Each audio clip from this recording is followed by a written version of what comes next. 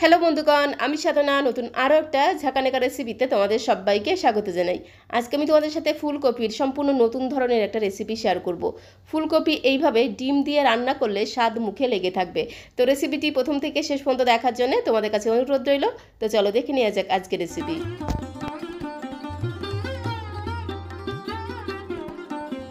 তো বন্ধুগণ, ডিম দিয়ে ফুলকপির এই দুর্দান্ত স্বাদের রেসিপিটি বানাতে এখানে আমি নিয়েছি একটা ফুলকপি। তবে ফুলকপির পরিমাণটা তোমরা আরও বাড়িয়ে অথবা কমিয়েও নিতে পারো, তাতে কোনো সমস্যা নেই। ফুলকপির যে সবুজ ডাঁটিগুলো আছে সেগুলোকে প্রথমে একটু বেছে নিতে হবে। আর ফুলকপির এই সবুজ ডাঁটাগুলো চচ্চড়ি করে খেতে কিন্তু দুর্দান্ত লাগে। তারপরে ফুলকপির ফুলগুলোকে এইভাবে একটু আলাদা করে কেটে নেব। খুব বেশি ছোট ছোট করব না, একটু বড় বড় পিস করে কেটে নেব। কারণ এখন যেহেতু সিজনের ফুলকপি, এই সময়ের ফুলকপিগুলো কিন্তু খুব তাড়াতাড়ি সেদ্ধ হয়ে গিয়ে একেবারেই নরম হয়ে যায়। তো দেখো, ঠিক এরকম করে একটু বড় বড় পিস করে খুব সুন্দর করে কেটে ধুয়ে পরিষ্কার করে নিয়েছি।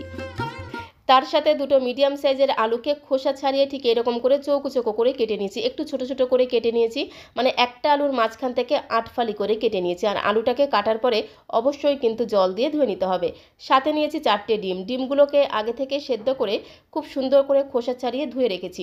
তো এখানে আমি ফুলকপি, আলু, ডিম খুব সুন্দর করে ধুয়ে বেছে পরিষ্কার করে রেখেছি। ডিমের পরিমাণটা তোমরা আরও বাড়িয়েও নিতে পারো। এখানে আমি 4টে ডিম নিয়েছি, তোমরা চাইলে কিন্তু 5টা 6টা যত খুশি ডিম নিতে পারো। তো এখন এই ডিমের গায়ে এইভাবে একটু ছোটো ছোটো করে কাট লাগিয়ে দিতে হবে। একটা ছুরির সাহায্যে এইভাবে একটু ছোটো ছোটো করে কাট লাগিয়ে দেবো, তাহলে ডিমের মধ্যে সমস্ত তেল মশলা খুব সুন্দরভাবে ঢুকে যাবে, যার কারণে এই ডিমটা খেতে হবে দারুণ টেস্টি।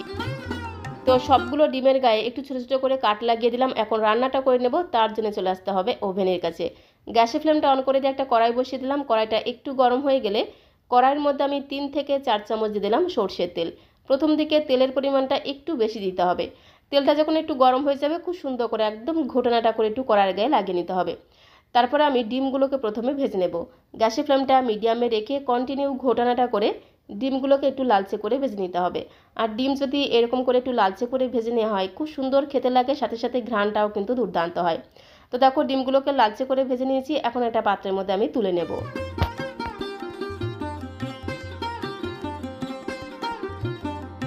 তো ডিমগুলোকে ঠিক এইরকম করে একদম লাল লাল করে ভেজে নিতে হবে, তাহলে ডিমটা খেতে জাস্ট দুর্দান্ত লাগবে। কড়াইতে যে তেলটা আছে সেই তেলের মধ্যে আমি আলু ভেজে নেব। তো এখানে আমি দুটো মিডিয়াম সাইজের আলুকে আগে থেকে খোসা ছাড়িয়ে ঠিক এইরকম করে একটু চৌকো চৌকো করে ছোটো ছোটো করে কেটে নিয়েছিলাম, মানে একটা আলুর মাঝখান থেকে 8 ফালি করে কেটে নিয়েছিলাম।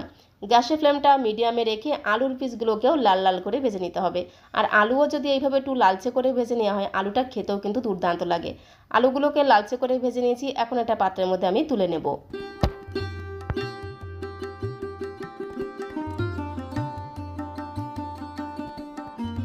কড়াইতে যে অবশিষ্ট তেলটা আছে সেই তেলের মধ্যে আমি ফুলকপির পিসগুলোকে দিয়ে একদম লালচে করে ভেজে নেব। আর ফুলকপি যদি এইভাবে একটু লালচে করে ভেজে নেওয়া হয়, খুব সুন্দর টেস্ট হয়, সাথে সাথে ঘ্রাণটাও কিন্তু দুর্দান্ত হয়। তো গ্যাসের ফ্লেমটা মিডিয়ামে রেখে এদিক ওদিক যেদিক সেদিক দিয়ে খুব সুন্দর করে একদম ঘোটানাটা করে ফুলকপিগুলোকেও ঠিক এইরকম করে একটু লালচে করে ভেজে নিতে হবে। ফুলকপিগুলো ভাজা হয়ে গেছে, এখন একটা পাত্রের মধ্যে আমি তুলে নেব। তো বন্ধুগণ, ফুলকপির অনেক রকম রেসিপি তোমরা খেয়েছো, বাট আমার মতো করে এই পদ্ধতিতে একবার ডিম দিয়ে ফুলকপি রান্না করে খেয়ে দেখতে পারো। গরম গরম ভাত, রুটি, পরোটা সব কিছুর সঙ্গে খেতে জাস্ট দুর্দান্ত লাগে। তো ফুলকপিগুলোকে লালচে করে ভেজে একটা পাত্রের মধ্যে তুলে নিলাম। কড়াইতে যে অবশিষ্ট তেলটা ছিল তার মধ্যে আমি আরও 2 চামচ দিয়ে দিলাম সর্ষের তেল। তেলটা যখন একটু গরম হয়ে যাবে, তেলের মধ্যে আমি এখানে কিছু গোটা মশলা ফোড়ন দেব। 1/2 চামচ গোটা জিরে নিয়েছি, সাথে একটা শুকনো লঙ্কা নিয়েছি, 2টো এলাচ, লবঙ্গ, দারচিনি নিয়েছি, সাথে নিয়েছি 2টো তেজপাতা। এলাচের মাঝখান থেকে অবশ্যই কিন্তু একটু থেতো করে দিতে হবে, নাহলে এলাচটা তেলে দেওয়ার সাথে সাথেই কিন্তু প্রচণ্ড ফাটতে শুরু করবে। তো গোটা মশলাটাকে তেলের মধ্যে দিয়ে খুব সুন্দর করে একটু নেড়ে ছেড়ে লালচে করে ভেজে নিতে হবে। যখন এই ফোড়ন থেকে খুব সুন্দর একটা ভাজা গ্রান বেরিয়ে আসবে, তখন আমি এর মধ্যে জাস্ট 1 চুটকি মতো দিয়ে দিলাম হিং। হিঙের পরিমাণটা একদমই অল্প পরিমাণে দিতে হবে, তাহলে খুব সুন্দর টেস্ট হবে, সাথে সাথে বেশ সুন্দর একটা ঘ্রাণও কিন্তু পাওয়া যাবে। দিয়ে দিলাম পেঁয়াজ কুচি। একটা বড় সাইজের পেঁয়াজকে একদম ঝিরিমিরি ঝিরিমিরি করে কুচি করে রেখেছিলাম। তো ঝিরিমিরি পেঁয়াজ কুচিটাকে দিয়ে খুব সুন্দর করে ঘোটানাটা করে একটু লালচে করে ভেজে নিতে হবে। আর পেঁয়াজটাকে কিন্তু ঠিক এইরকম করে একদম ঝিরিঝিরি করে কুচি করে নিতে হবে, তাহলে দেখবে খেতে দারুণ লাগবে। তো পেঁয়াজটাকে দেখো লালচে করে ভেজে নিয়েছি। পেঁয়াজের মধ্যে যখন এরকম একটা সুন্দর সোনালি রং ধরবে, তখন আমি এর মধ্যে দিয়ে দেবো আদা রসুন বাটা। এখানে আমি 5-6 কোয়া রসুন, হাফ ইঞ্চি মতো আদাকে একদম মিহি করে বেটে দিয়ে দিলাম। সাথে একটা পাকা টমেটো, মানে একটা মিডিয়াম সাইজের পাকা টমেটোকে একটু ছোটো ছোটো করে কেটে দিয়ে দিলাম। সাথে 1 চামচ ভর্তি করে দিয়ে দিলাম কাঁচা লঙ্কা বাটা। এখানে 5-6টা কাঁচা লঙ্কাকে মিহি করে বেটে দিয়ে দিলাম। কাঁচা লঙ্কার পরিবর্তে তোমরা যারা ঝাল লঙ্কার গুঁড়ো খেতে পছন্দ করো তারা অবশ্যই কিন্তু ঝাল লঙ্কার গুঁড়ো দিতে পারো, তাতে কোনো সমস্যা নেই। আর ঝালের পরিমাণটা তোমরা যে যেমন ঝাল খেতে পছন্দ করবে সেই অনুসারে এখানে কাঁচা লঙ্কাটা অ্যাড করে দেবে। খুব সুন্দর করে নেড়ে ছেড়ে এই মশলাটা ভেজে নিতে হবে। যতক্ষণ না আদা রসুন কাঁচা লঙ্কার কাঁচা গন্ধটা চলে যাচ্ছে ততক্ষণ অবধি ভেজে নিতে হবে। গ্যাসের ফ্লেমটা মিডিয়াম টু লোতে রেখে 3 থেকে 4 মিনিট সময় ধরে খুব ভালো করে ভেজে নিয়েছি। যখন আদা রসুনের কাঁচা গন্ধটা পুরোপুরি চলে গিয়ে খুব সুন্দর একটা ভাজা গ্রান বেরিয়ে আসবে, তারপরে এর মধ্যে সামান্য কিছু গুঁড়ো মশলা অ্যাড করে দিতে হবে। তো প্রথমেই দিয়ে দিলাম স্বাদ মতো লবণ, পরিমাণ মতো হলুদের গুঁড়ো, হাফ চামচের থেকে একটু কম দিয়ে দিলাম জিরের গুঁড়ো, সাথে হাফ চামচের থেকে একটু কম দিয়ে দিলাম ধনিয়া গুঁড়ো। আর খুব সুন্দর একটা কালারের জন্য এর মধ্যে আমি হাফ চামচের থেকে একটু কম দিলাম কাশ্মীরি লাল লঙ্কার গুঁড়ো।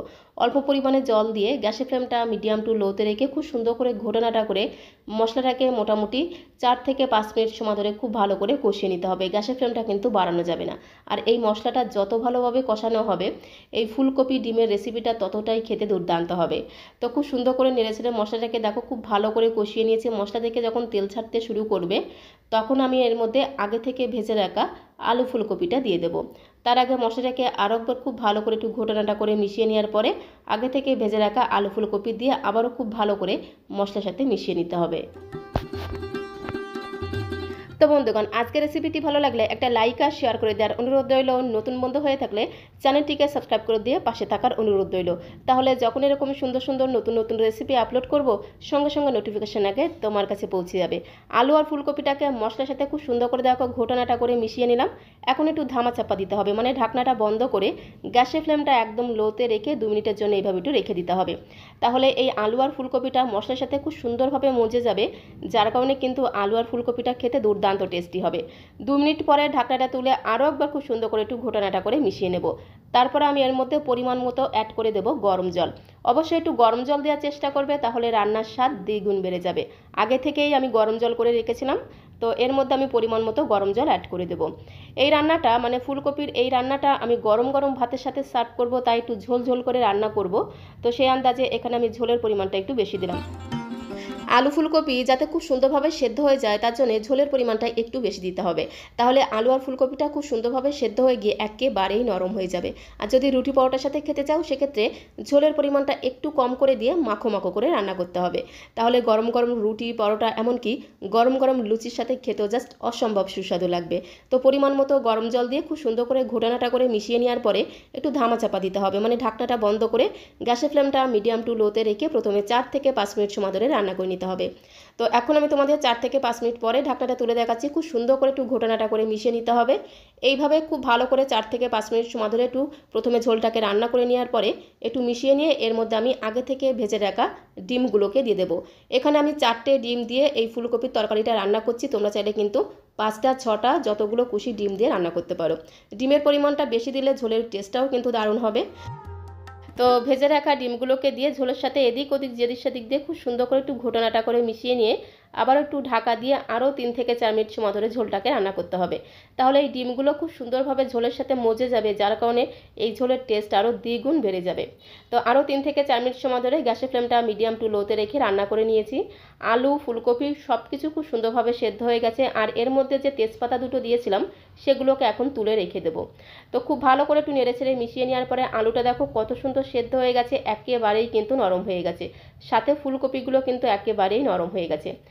এইরকম একটু ঝোলঝোল রেখেছি কারণ আমি গরম গরম ধোয়াটা ভাতের সাথে সার্ভ করব। তবে তোমরা যদি রুটি পরোটা বা গরম গরম লুচির সাথে খেতে চাও সেক্ষেত্রে কিন্তু ঝোলটাকে আরেকটু মাখো মাখো করে রান্না করে নেবে। এর মধ্যে আমি হাফ চামচ দিয়ে দিলাম চিনি। চিনিটা অবশ্যই দেবে, তাহলে স্বাদের ব্যালেন্সটা ঠিকঠাক থাকবে, খেতেও কিন্তু দারুণ লাগবে। দিয়ে দিলাম 1 চামচের 3 ভাগের 1 ভাগ চিকেন মশলা। ডিম ফুলকপির এই রেসিপিটা আমার মতো করে এইভাবে একবার চিকেন মশলা দিয়ে রান্না করে খেয়ে দেখতে পারো। স্বাদ আর গন্ধ জাস্ট অপূর্ব লাগে। যেহেতু আমি প্রথমে গোটা গরম মশলা ফোড়ন দিয়েছিলাম তাই গরম মশলার কোনো গুঁড়ো দিলাম না, আমি শুধুমাত্র 1 চামচের 3 ভাগের 1 ভাগ চিকেন মশলা দিয়ে দিলাম। এতে ফ্লেভারটা কিন্তু দুর্দান্ত হয়, সাথে সাথে টেস্টটাও কিন্তু দ্বিগুণ বেড়ে যায়। বেশ কিছুটা ফ্রেশ ধনেপাতা কুচি দিয়ে মিনিট খানেক সময় ধরে খুব সুন্দর করে একটু নেড়েচেড়ে মিশিয়ে নিয়ে গ্যাসের ফ্লেমটা বন্ধ করে দিতে হবে। তো দেখো গ্যাসের ফ্লেমটা বন্ধ করে দিলাম, এখন একটু ধামা চাপা দিয়ে রাখতে হবে, মানে ঢাকনাটা বন্ধ করে জাস্ট 2 মিনিটের জন্য একটু স্ট্যান্ডিং টাইমে রেখে দিতে হবে। তাহলে এই চিকেন মশলা ধনেপাতার গন্ধটা খুব সুন্দরভাবে ঝোলের সাথে মিশে যাবে, যার কারণে ডিম ফুলকপির এই তরকারিটা খেতে জাস্ট দুর্দান্ত লাগবে। তো এখন একটা বোলের মধ্যে আমি সার্ভ করে দেবো, আর সার্ভ করতে করতে তোমাদের কাছে রিকোয়েস্ট করবো, রেসিপিটি ভালো লাগলে আমার মতো করে এইভাবে একবার ডিম ফুলকপির ঝোল রান্না করে খেয়ে দেখতে পারো। গরম গরম ভাত, রুটি, পরোটা যা দিয়েই খাও না কেন সব কিছুর সঙ্গে খেতে জাস্ট দুর্দান্ত লাগে। তো রেসিপিটি ভালো লাগলে একটা লাইক আর শেয়ার করে দেওয়ার অনুরোধ রইল। নতুন বন্ধু হয়ে থাকলে চ্যানেলটিকে সাবস্ক্রাইব করে দিয়ে পাশে থাকার অনুরোধ রইল। তো আজকের মতো এই পর্যন্ত, সবাইকে অসংখ্য ধন্যবাদ।